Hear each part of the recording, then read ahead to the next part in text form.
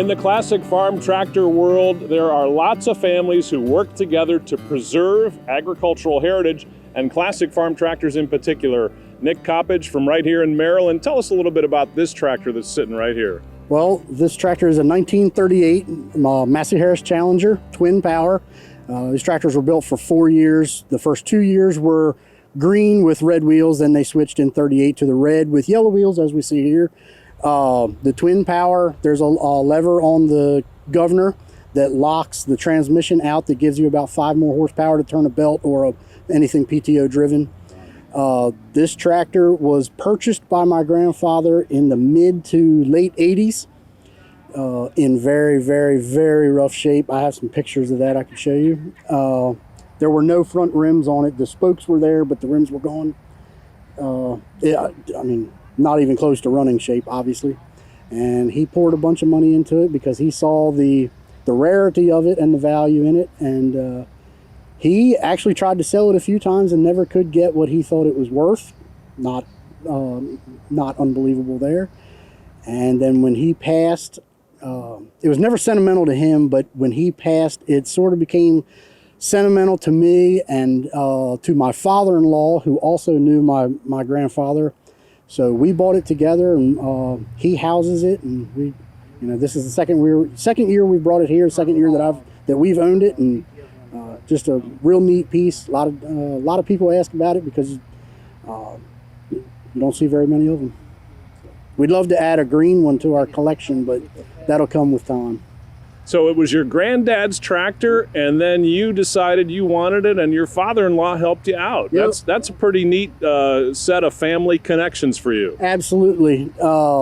It was mentioned a couple times that my grandmother was going to sell it, and I honestly had no real interest in it.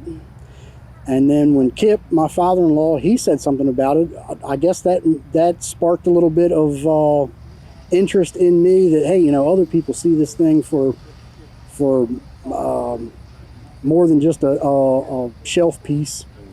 And that's when I approached him and said, well, he was going to buy it if I didn't. And I said, well, how would you be interested in a partnership? And he said, absolutely. And the rest is history.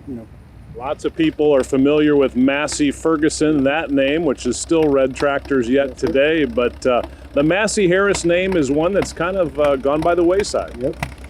Massey Harris, as I understand it, they were way ahead of their time for their time with the twin power deal.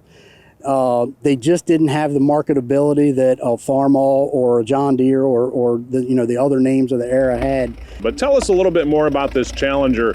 It looks to me like this is a pretty darn heavy built tractor. 3,900 pounds, if I remember right. It's 29 horsepower on the drawbar, and then when you switch it into the twin power, that's when it goes to 34, 35. I've never seen what their advertised numbers are. I only know off of what you can find on the internet as far as what an actual test was done. I think it was by Nebraska State in 2013 or so. So they are very heavy built. I mean, you can very clearly see. This one is probably heavier built now than when it was at from the factory. This did not have fenders from the factory. My grandfather, when he had it restored, he decided he wanted fenders. So these are hand-built fenders. If we ever end up with another red one, it will have factory fenders, hopefully. The factory fenders are beautiful, embossed and lettered and everything. We decided that we were going to keep this one just as he had it restored, even though a good Massey Harris collector or aficionado would be able to pick out little nuances that are wrong, and I know some of them, but this is the way he had it done. It was his tractor. He had no intention to restore it to a concours d'elegance restoration quality. He wanted a survivor tractor that would last for time. Now, I know you're a tree farmer here in Maryland, but what would it be like to go farming back in 1938 or 39 with a Massey Harris Challenger? A whole lot hotter than it is to sit in my air-conditioned cab these days. I can say that for sure. As I was wiping off on it, it kind of struck me. when they built those tractors, they didn't really worry about, the little nooks and crannies of where you'd have to wipe and where water would accumulate. And just to keep that thing clean is unreal. Now we just pressure wash everything off and everything stays relatively clean. But thankful that my grandfather paid for a really, really good paint job back in 1990 or so, and it has stood the test of time. And that actually sat outside, undercover, but outside for a good portion of time. I'll say 5 or 7 years or so. So the fact that it stood that well is pretty awesome. Tell us a little bit more about that engine and the sound that it puts out.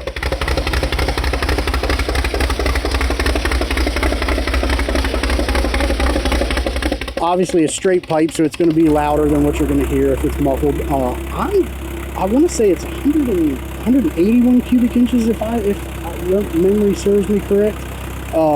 Finicky. The carburetor always needs something done, as it was when I pulled up here, and it was running a little rich. I don't know whether it's the air for the day. I mean, everything changes on it, but it's pretty cool how the engine pan is built as the chassis. Not if you looked at a Farmall H where you have 2 actual individual frame rails and the engine sits in that. The engine and the transmission is the chassis of the thing, and the pan under there, that is the actual oil pan. Then you see down at the bottom that's the oil pump, external oil pump. So just kind of an oddball setup, and not necessarily hard to work on, but tricky to get parts for, that kind of stuff. I was going to say, you're just hoping you never have to take it apart. Boy, are you truer words have not been spoken. I don't want to take that one apart. I don't know. I'm fairly mechanically inclined. I don't know whether I want to get into that. I don't want to. Yeah. So Nick, when you're in the seat of this tractor driving around, bouncing around, and hearing that engine the way it sounds, what do you think your granddad would say if he could see you? First, I wish he was here to see me. That's for sure. He'd be happy that even though it wasn't sentimental to him, I think I hope that once he realized it was sentimental to me, that he would be proud that we kept it local, kept it, in the family, so to speak. Absolutely. Thanks for sharing the story of your Challenger. My Challenger. All right. Nick Coppage from right here in Maryland. When you talk about a family connection, you got a grandson, a granddad's tractor, and a father-in-law pitching in to help keep it in the family. Thank you for catching Classic Tractor Fever. We've got more Massey to share, so be sure to check out these other great stories. And don't forget to hit the subscribe button to keep more Classic Tractor Fever rolling.